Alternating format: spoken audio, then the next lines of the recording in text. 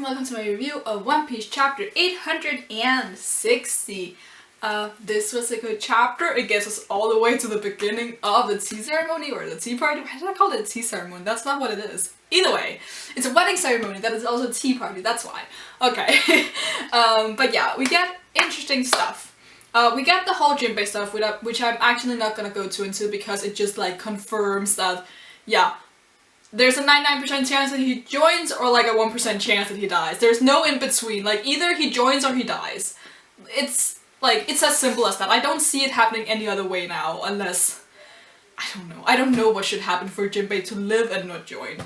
So yeah, I'm gonna go with definitely Jinbe is joining. The most interesting thing about this chapter, probably, is Katakuri or Dog, what was he called? Dogtooth. I'm just gonna call him Katakuri because that's what we all know him as, and Dogtooth is like really weird and I don't know if they're gonna stick to that in the official translation, so yeah, let's call him Katakuri. Cause yeah, that other thing confuses me and apparently I can't remember it. But that's probably what has most people like, yes, we finally meet him and oh my god, he has a cool power, what the heck. People are surprised that I didn't angle more over him, I know, but I just, it's not that I don't like his design, I just don't tend to like people with this kind of design, because he's very like, yes, I am a bad boy, and that is how you're going to remember me, so I'm just like, I don't give a crap.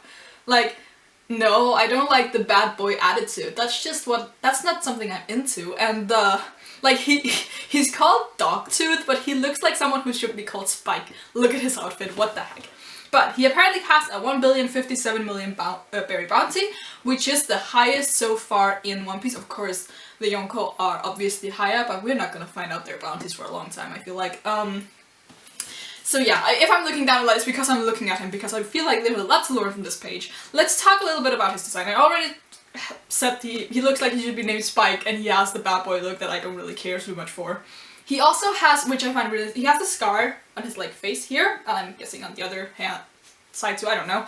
And he's covering his mouth, so I'm like feeling like he has some kind of like scar that goes all the way across or something, which would make him look like really scary, especially like, imagine if he has like no lips or something. Yeah, I feel like there's something underneath there that he's trying to hide, and it's gonna be really creepy. Or it's like a Kakashi situation and he has big lips. How many saw that filler? It was really funny. Speaking of that, now it's for end of today. I watched the last episode. Don't know how to feel about that. But that's a side note. Either way, so a lot of people have been pointing out that obviously his power is a huge flaw in the plan that Capone has laid out. And the thing is, we do know that the plan is gonna go wrong somehow eventually, because we found out what the plan was, and the rule is if you know the plan, it's gonna go wrong. I've said this. Everyone has said this. The reviews I've seen have said this, I believe. So, it's gonna go wrong, and this is a huge flaw. But the thing is that I point out to like the 3 people who said, so this is a huge flaw. I'm like, okay, yeah, but the person who points out what his power is Capone. Meaning that Capone is aware of this power. Capone is supposedly a really smart character. If he's been like, yeah, okay, Big Mom has a person in her crew who can see the future, so obviously I'm gonna make this plan that stretches 10 seconds, which is probably the span that he can like look into the future to. So as soon as they start that plan, he'll be like, oh yeah, they're gonna kill Big Mom. Like, that's a huge flaw. That's not something I feel like Capone would let go by him. That would be the stupidest mistake ever. And I still stick to what I said last week with Pudding being the one to like trigger that something goes wrong, because that would just be so ironic. So I feel like because Capone is aware of this power and he hasn't like said anything, or like he doesn't seem too concerned, I guess, I have a feeling that Katakuri won't attend the ceremony. Like, he won't be in the room where stuff happens. He might be like a you know, a dog who protects the place. I don't know. What do they call a safe dog? Safeguard dogs, guard dogs, I don't know. What's the word I'm looking for? Leave it in the comments below because I don't know. A watchdog? Is that what it is? I don't know. I'm just rambling. I don't even know. So I think he won't be a part of the ceremony, because if he is, like, that's just a flaw. unless Capone knows that he won't do shit. I don't know. Why wouldn't he? He is like the highest ranking officer in Big Mom's family slash army slash private crew. He is the second son, only after Peros, who also seems to be like high up even though he's not a commander. We also meet him actually, Peros in this chapter. We haven't seen him since he locked Caesar up in his factory, so yeah. I'm expecting Peros to also have like a big role. I think first son should have a big role. We haven't met first daughter, have we? Cause Smoothie was like 14th or something, I don't remember. But I don't think we've met the first one yet. Also, what's her name? Brule looks quite old, or maybe that's just like her ugly face, but she looks like quite old, and she's the 8th daughter, if I remember correctly. So yeah, haven't seen that first one yet, unless I'm like forgetting some character we have. I don't know. I was about to say maybe Mother Caramel, but no, her name is Mother Caramel. She's not gonna be a daughter. Either way, I'm rambling now. Okay, let's go on to something else. Okay, so we have these mafia bosses entering at some time. Let's just gonna find the page so that I don't mess something up. Cause I talked a little bit about them last time, about how they might be important. Because the thing is, we know that Capone has a history of pissing mafia bosses off. We also know that that was mostly in, I think it was West Blue, where he originates from. And we don't, I was about to say a Danish word then, that was just, no. But with Underworld bosses, mafia people, they tend to be very like, I'm gonna use the piece that I have to gain something for myself and blah blah blah. And they are like, oh my god, I'm so glad that we're gonna attend the German 66 Big Mom family ceremony wedding thing and see them unite. I don't but like, they must have a reason for being there, I feel like, other than just like being there. And we have like the, what are they called, leaders of the different areas, so like the news, the brothels, I guess, drugs, other stuff, which like it's super interesting because if a war breaks out, because according to Big Mom, everything just like the mean smokes die and that's it. But if when the war breaks out or whatever, the fight, what are these people gonna do? Are they gonna just stick to Big Mom, or are they gonna take advantage of the situation and are gonna remain neutral? Like, what are they gonna do? Like, remaining neutral would be really weird then to bring them into the story and then just have them not do anything. So my guess is that they're gonna take advantage of the situation to try to do something that they think, like, try to pick the winning side, or pick the side, like, if they think that they're strong enough to, like, tip the favor in someone's direction. Tip the favor? Tip the odds? I don't know what the saying is. My brain is fried. I don't know. They might, like, go with Capone because they would benefit from Big Mom dying, or the other way around. So, I don't know. I think we might also gain information from this. I think the reason that they're here is because it's a good opportunity to introduce them and to have the Underworld play a bigger role. Because we always knew they were there, and they've always been, like, we had Baruch Works, but that was, like, a very independent Underworld organization, where these people, they are like intertwined with each other. Like they have different businesses, but they arrived all together, meaning that they probably have businesses with each other as well. So they're like the big guns of the Underworld. So yeah, I think they're obviously they're gonna do something in this arc, but I think their importance will come later.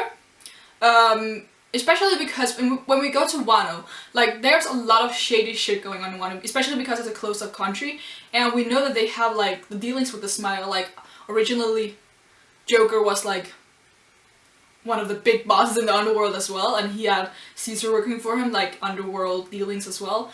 So I believe that might come into play when we come to Wano. Like, Wano is gonna be, like, the big thing.